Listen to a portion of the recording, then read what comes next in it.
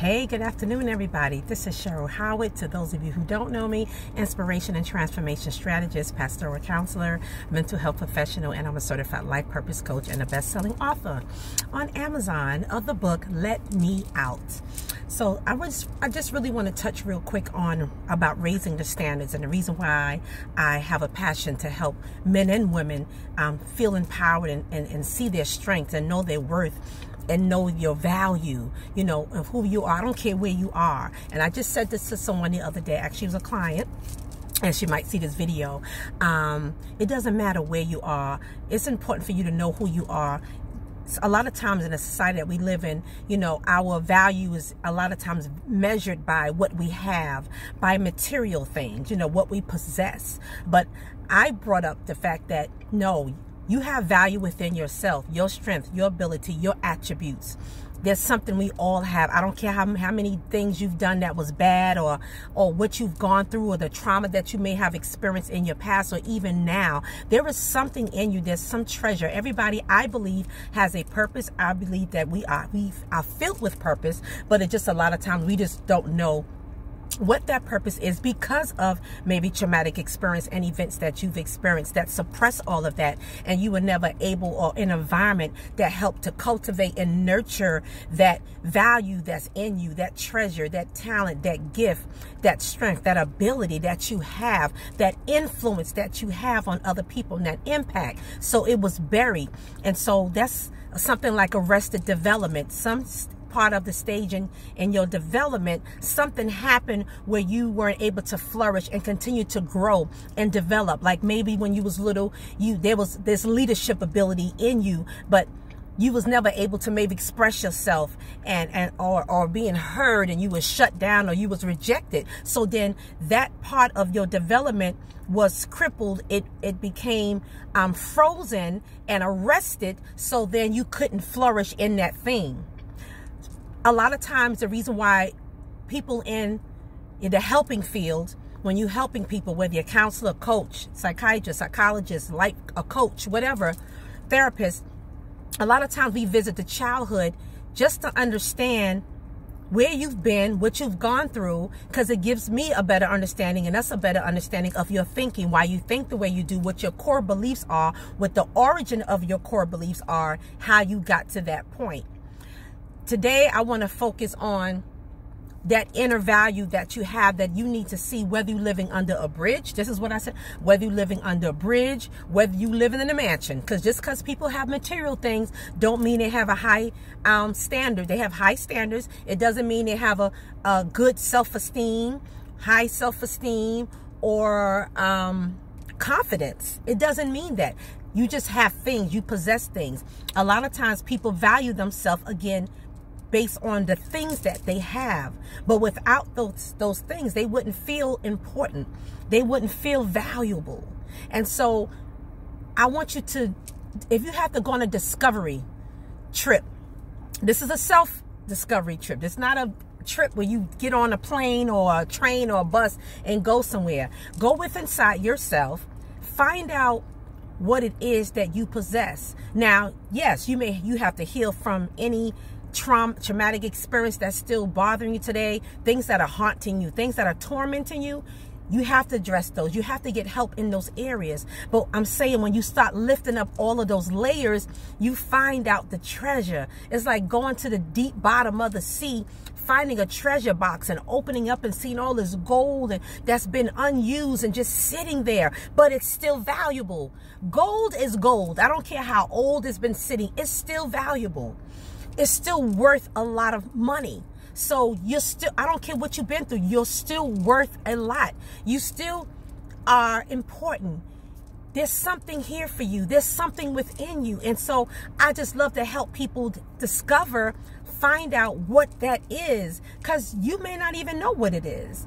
You know, you may not, some of you do know, but you feel like, I'm never going to be able to really operate and function in my best, or function in, you know, my purpose. So you settle. And I'm here to tell you and do all of the work that I just mentioned so you can raise your standard.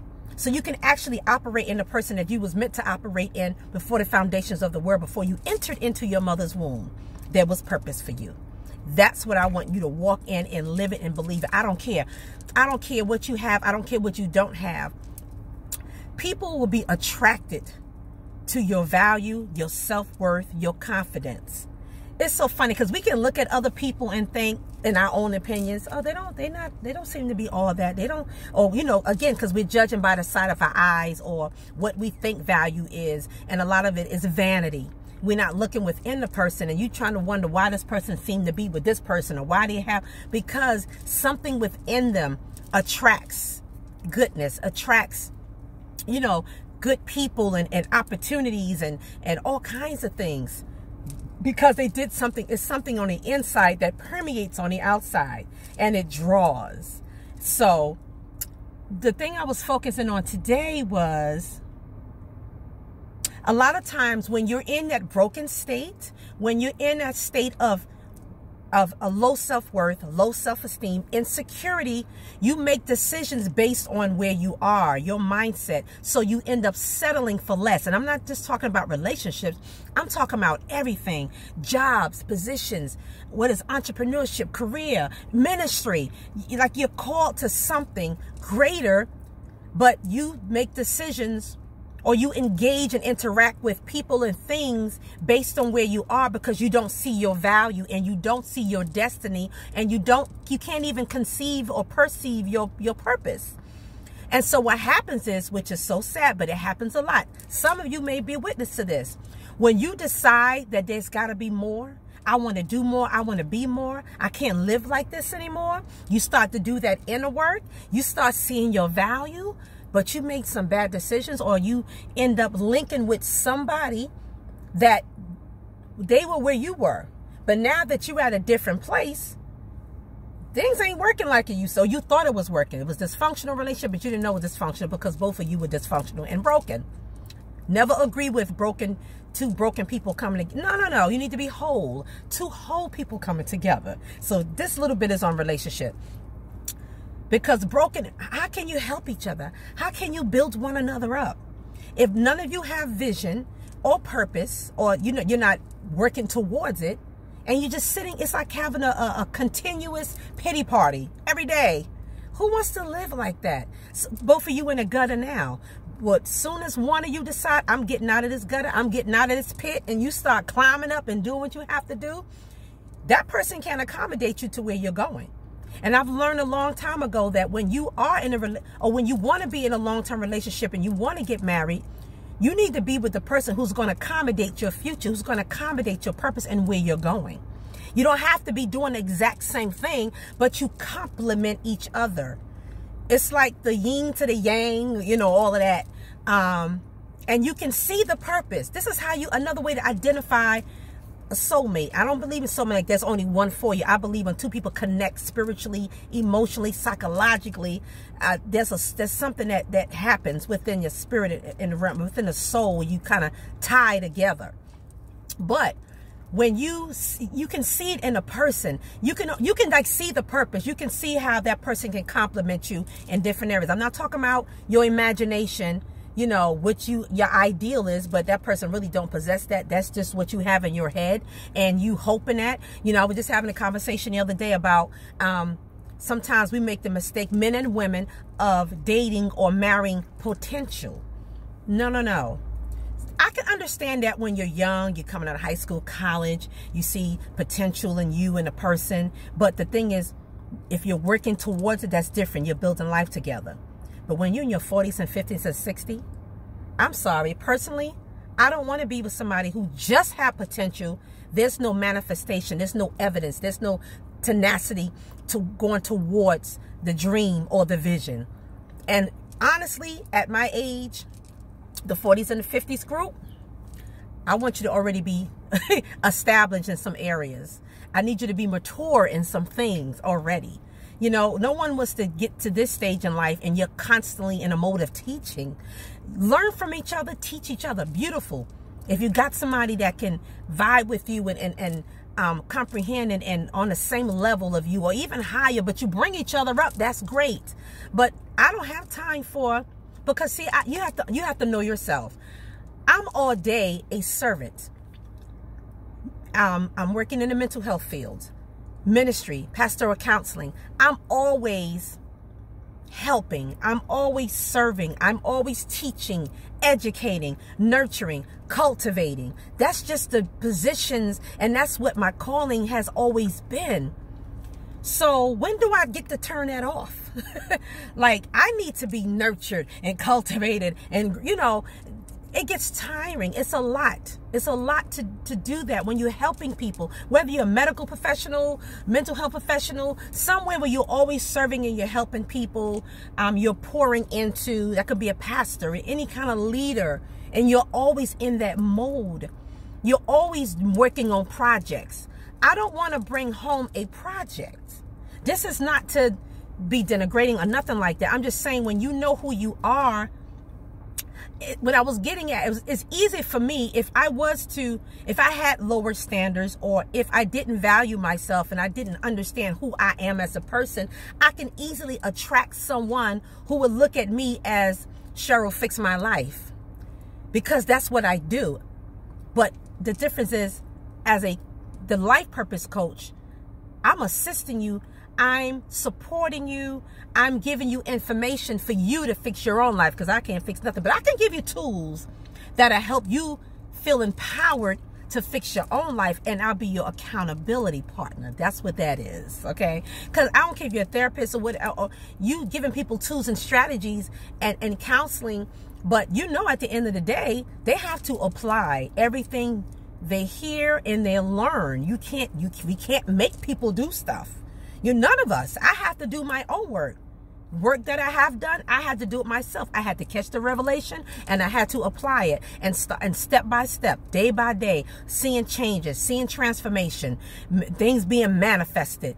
And wow, then my value goes up, and my self-esteem and my self-worth goes up, and my value goes up, and now I feel like I'm the queen, and I'm valuable, and I can't allow anybody to just enter into my space and take away my peace and my joy. Oh no, because you don't know what it took for me to get here. And so to me, that's treasure. My peace is even my treasure. My peace of mind, that's my treasure. That's something that I have, I live, and I walk in, and I go after. Like the pursuit of peace. Like people have that's the pursuit of happiness. For me, the pursuit of peace, the pursuit of maintaining my joy as much as possible. And even embracing moments when I don't feel up, when I don't feel joyous, or when I go through stuff. I believe you got to feel things out to know where you are and be self-aware, and then gradually work on building yourself back up, because we're all going to have downs and lows and highs in life. But so these are the things that I do for even myself. So again, you'll be able to see that person that can compliment you, or not even a person, say a job. Because it's about you too. It's not you just going. And I know sometimes some of us can be in a position at the moment where you just need some money because you got to keep a roof over your head. You got to pay the bills and da-da-da-da. But that's for now. That's a season. But what about for the rest of your life? The trajectory, always a tricky word for me. What about then? Is this position going to complement?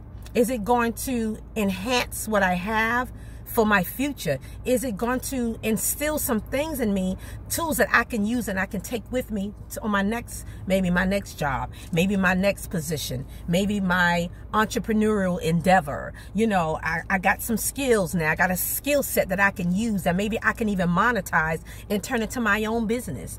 People are doing that now. That's a wonderful thing. You got to see all this inside yourself. Like, wow, even your life experiences. If you think about it and you sit for a moment by yourself without being distracted, because a lot of times some of us stay in that state of just,